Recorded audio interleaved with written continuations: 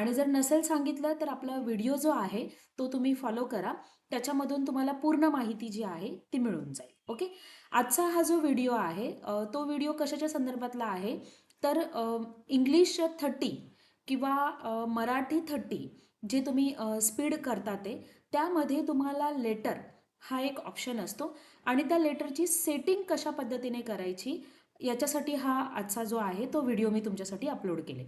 मी याच्या अगोदरही साधारण 1-2 वर्षापूर्वी मी इंग्लिशचा 30चा लेटर कसा टाईप करायचा त्याचा व्हिडिओ अपलोड केला होता. तुम्ही तो जरी पाहिलात तरी सुद्धा काही प्रॉब्लेम नाही आहे, कारण नियम हे सेमच असतात ते. पण तो व्हिडिओ जो होता तो इंग्लिश होता, म्हणजे इंग्लिश म्हणजे त्याची लँग्वेज इंग्लिश नव्हती. फक्त जे मी लिहिलेलं होतं ते इंग्लिशमधून होतं. म्हणजे मुलांचा असा प्रश्न आहे की मग मराठीची पण सेटिंग सेमच असते का? मग जर असेल तर मग तुम्ही एखादा व्हिडिओ आमच्यासाठी अपलोड वगैरे करा. तुम्ही असं बोलू शकता, ही स्टुडंट डिमांड आहे आणि त्याच्यासाठी हा व्हिडिओ मी तुम्हाला अपलोड करून देते. तुम्ही तो जरी पाहिलात किंवा तुम्ही हा जरी पाहिलात तरी सेटिंग काही बदललेली नाही आहे, सेटिंग तीच आहे. फक्त काही मार्क्सचं जे काही कॅल्क्युलेशन आहे ते मात्र बदललेलं आहे. तर मी त्याची रिव्हिजन आहे ती थोडीफार मी तुम्हाला करते म्हणजे तुमच्या लक्षात येईल. ओके. हाच संदर्भातला तो एक व्हिडिओ आहे जो तुम्ही पाहून घ्या म्हणजे तुम्हाला कळेल. ओके. मी जास्त वाढवत नाही आहे, शॉर्टकटमध्ये सांगते की जेणेकरून पुन्हा जो व्हिडिओ मला बनवायचा आहे तो जास्त लेंदी होईल, म्हणजे 20-25 मिनिटाचा, आणि तेवढं मला नाही करायचं आहे. ओके. याच्यामध्ये क्वेश्चनचा सिक्वेन्स बदललेला आहे. म्हणजे जसं सुरुवातीला पहिल्यांदा ऑब्जेक्टिव्हचे क्वेश्चन्स यायचे, आता तसं नाही आहे. आता सुरुवातीला काय येतं, तुम्हाला ईमेल येतो. ईमेल जो आहे तो 5 मिनिटाचं टायमिंग असतं आणि त्याला जे मार्क्स आहेत ते 5, त्याच्यामध्ये तुम्हाला किती मिळाले पाहिजेत, 2 मार्क्स मिळाले पाहिजेत. त्यानंतर स्पीड पॅसेज हा तुम्हाला लगेच सेकंड क्वेश्चनला येतो, गती उतारा. ओके. तर मग त्याला तुम्हाला 7 मिनिटाचा वेळ असतो. त्याचे मार्क्स आहेत तुम्हाला 40, म्हणजे तुम्हाला किती मिळाले पाहिजे, पासिंग मार्क्स 16. आता ही जी इमेज आहे तुम्ही व्हिडिओ पॉज करून त्याचा स्क्रीनशॉट वगैरे घेऊ शकता किंवा तुम्ही लिहून जरी ठेवलं तरी नो प्रॉब्लेम. ओके. त्यानंतर येतं स्टेटमेंट. स्टेटमेंट तुम्हाला 20 मिनिटाचा असतो, म्हणजे 20 मिनिट तुम्हाला टायमिंग असतं. 15 मार्क्सचा स्टेटमेंट असतो. तुम्हाला पासिंग मार्क्स किती आहेत, 7. ओके. लेटर जो आहे तो लेटर तुम्हाला जो आज मी तुम्हाला सांगणार आहे, आत्ता सांगणार आहे, तो 30 मिनिटाचा, तुम्हाला अर्ध्या तासाचा वेळ असतो लेटरला. 15 मार्क्सचा लेटर असतो आणि किती मिळाले पाहिजे तुम्हाला, 5 मार्क्स. ओके. त्यानंतर MCQ 25 आहेत.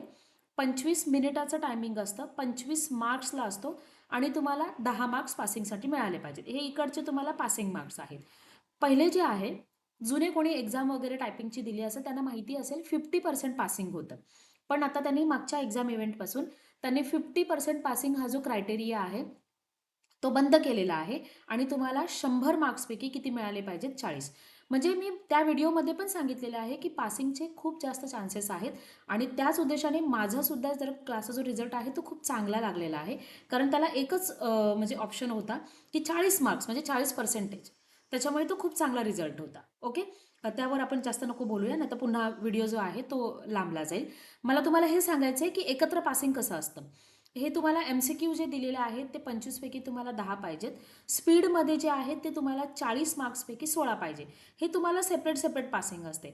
म्हणजे MCQ मध्ये तुम्हाला 10 मिळालेच पाहिजेत आणि स्पीड पॅसेजमध्ये तुम्हाला 16 मिळालेच पाहिजेत. ओके. हे तुम्हाला सेपरेट सेपरेट पासिंग असतं. पण ईमेल आहे, त्यानंतर स्टेटमेंट आहे आणि लेटर आहे, यामध्ये तुम्हाला एकत्र पासिंग आहे. म्हणजे टोटल किती होतात ते हे बघा. ईमेलचे किती, 5 मार्क्स, स्टेटमेंटचे 15 आणि लेटरचे 15, असे टोटल किती होतात ते 35. मग 35 पैकी तुम्हाला किती मिळाले पाहिजेत, 14. म्हणजे इथे तुम्हाला 5 मिळाले, इथे तुम्हाला 10 मिळाले की इथेच तुमचे 15 मार्क्स होऊन जातात ते. म्हणजे भले जरी तुम्ही हे काउंट नाही केलं तरी सुद्धा, कारण हे तुम्हाला एकत्र पासिंग आहे, हे मात्र लक्षात असू द्या.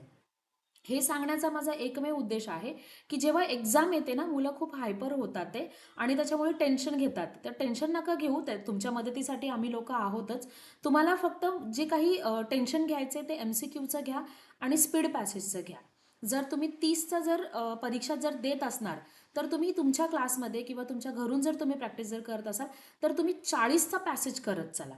कारण इथे तुमचा 40चा पॅसेज जर झाला तर आरामात तिथे तुमचा 30चा पॅसेज होऊन जाईल. 30चा पॅसेज होतो म्हणून खुश होऊ नका, कारण एक्झाम हॉलमध्ये परिस्थिती वेगळी असते. ओके. ह्या सगळ्या संदर्भात मी त्या व्हिडिओमध्ये सांगितलेलं आहे. तुम्ही जाऊन माझ्या चॅनलवर सर्च करा किंवा मी या डिस्क्रिप्शनमध्ये ती लिंक देते. त्या लिंकवर क्लिक करून तो व्हिडिओ पहा, म्हणजे तुमची भीती कमी होईल. ओके. आणि मग आजचा आपला जो व्हिडिओ आहे तो आपण आता स्टार्ट करूया. ओके. याच्यामध्ये तुम्हाला मराठीचा जो काही लेटर आहे तर त्या लेटरची सेटिंग कशी करायची हे मी याच्यामध्ये तुम्हाला सांगणार आहे. ओके. मराठी असू दे किंवा इंग्लिश असू दे, दोघांसाठी सेमच सेटिंग असते, वेगळी नसते. ओके. फक्त भाषा बदलते, बाकी त्याची जी काही पद्धत आहे ती बदलत नाही. ओके. आता हा तुमचा क्वेश्चन पेपर आहे की ज्या ठिकाणी तो तुम्हाला दिलेला आहे, आणि इथे मी ते अगोदरच टाईप करून ठेवलेलं आहे की जेणेकरून आपला वेळ वाचावा. हे बघा, हे मी पूर्ण डाव्या बाजूला लेफ्ट साईडला हे पूर्ण मी टाईप करून ठेवलेलं आहे. टाईप करत असताना मी फक्त एकच एंटर दिलेलं आहे. म्हणजे कसं, आता हे गायकवाड व कंपनी असं लिहिलं की नाही, मग इथे क्लिक करून फक्त एक एक्स्ट्राचा एंटर देऊन मी सप्लायर्स अँड डेव्हलपर्स लिहिलेलं आहे. म्हणजे प्रत्येक ठिकाणी इथे काय आहे, एक एक एंटर आहे. ओके.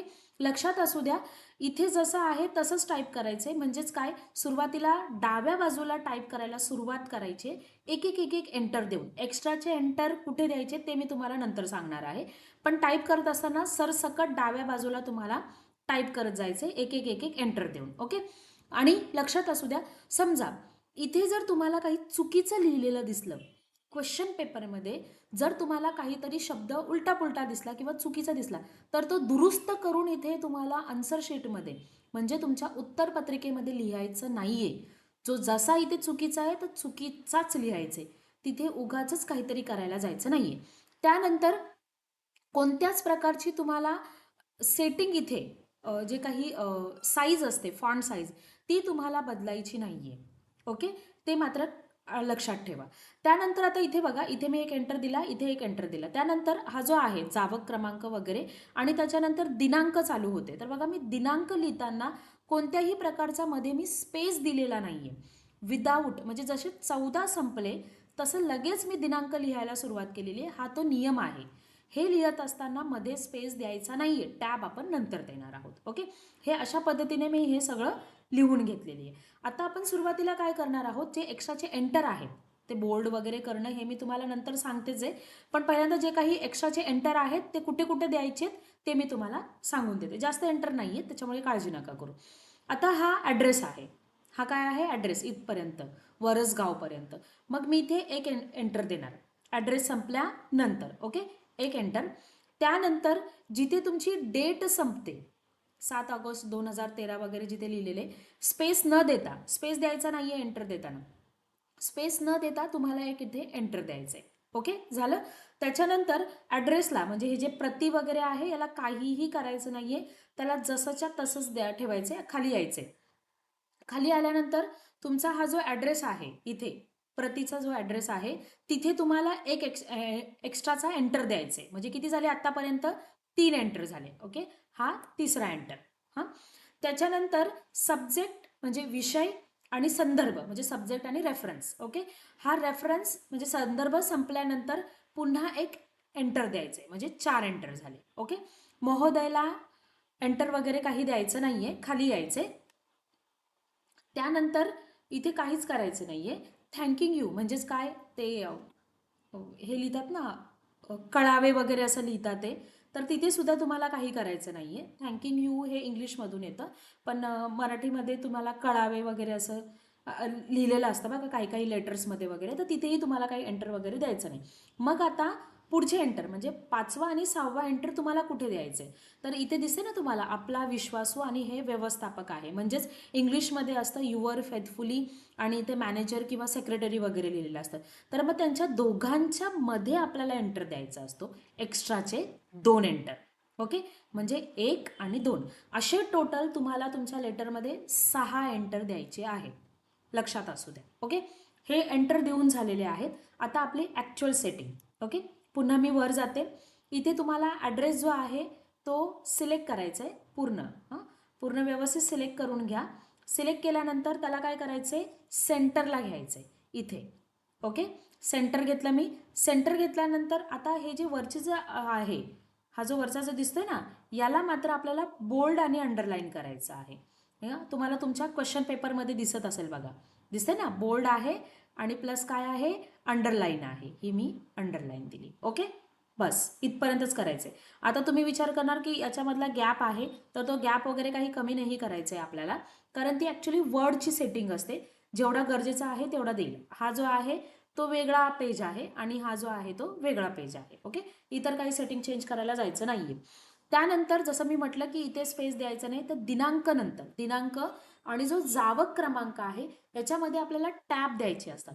जास्तीत जास्त आपण 5 टॅब देऊ शकतो आणि कमीत कमी 4 टॅब देऊ शकतो. मग मी कर्सर तिथे ठेवला 1, 2, 3 आणि 4. ओके, हे मी काय केले, 4 टॅब दिले. एंटर द्यायचा नाहीये, एंटर आपण ऑलरेडी दिलेले आहे. त्यानंतर खाली यायचे, इथे काहीच करायचं नाहीये. आता त्याच्यानंतर विषय आणि संदर्भ यांच्याकडे यायचे आपल्याला. तर तुमच्या क्वेश्चन पेपरमध्ये जर तो बोल्ड आणि अंडरलाईन जर असेल तर त्याला तुम्हाला इथे बोल्ड आणि अंडरलाईन करायचे. जर तुमच्या क्वेश्चन पेपरमध्ये तो बोल्ड आणि अंडरलाईन नसेल तर तिथे अंडरलाईन करायचा नाहीये किंवा बोल्ड करायचं नाहीये. आता बघा इथे अंडरलाईन नाहीये, पण काही काही लेटर्समध्ये अंडरलाईन पण असतो. याला फक्त बोल्ड करायचंय. तर मग मी सिलेक्ट केला, व्यवस्थित सिलेक्ट करा, चुकीचं दुसरं काही वेगळं सिलेक्ट होता कामा नये, फुल स्टॉप वगैरे पण राहता कामा नाहीये. ओके, बोल्ड केला मी. त्याच्यानंतर पुन्हा संदर्भ सुद्धा जो आहे तो सुद्धा फुल स्टॉप सकट तो काय करणार, बोल्ड करणार. कधी कधी सिलेक्ट होताना फुल स्टॉप तुम्ही सोडून देता, तर तसं काही करू नका. पुन्हा विषयच्या तिथे कर्सर ठेवायचे आणि आपल्याला विषय आणि संदर्भ यांच्या समोर आपल्याला 2-2 टॅब द्यायचे. ओके, 1 आणि 2 सोबत करायला जाऊ नका, सेपरेट सेपरेट करा. ओके, 1 आणि 2. एंटर आपण ऑलरेडी दिलेले आहेत, पुन्हा एंटर द्यायचा नाहीये. महोदय जसाच्या तसा राहणार. आता आपला पॅरेग्राफ पॅसेज चालू झाल्यानंतर आपल्याला काय द्यायचा असतो, एक एक टॅब द्यायचा असतो. जिथे जिथे तुमचा पॅरेग्राफ चालू होतो ते तुम्हाला तुमच्या इकडे क्वेश्चन पेपरमध्ये समजेल की कुठून माझा पॅरेग्राफ चालू होतो, तिथे तिथे तुम्हाला काय द्यायचे, टॅब द्यायचे. मग वरील विषयानुसार तिथे मला एक टॅब द्यायचे, मग मी एक टॅब दिला.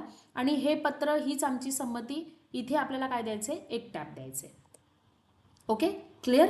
आता अजून एक गोष्ट असते, याला पूर्ण सिलेक्ट करायचे वरीलपासून हीच संमतीपर्यंत आणि याला जस्टिफाय करायचे.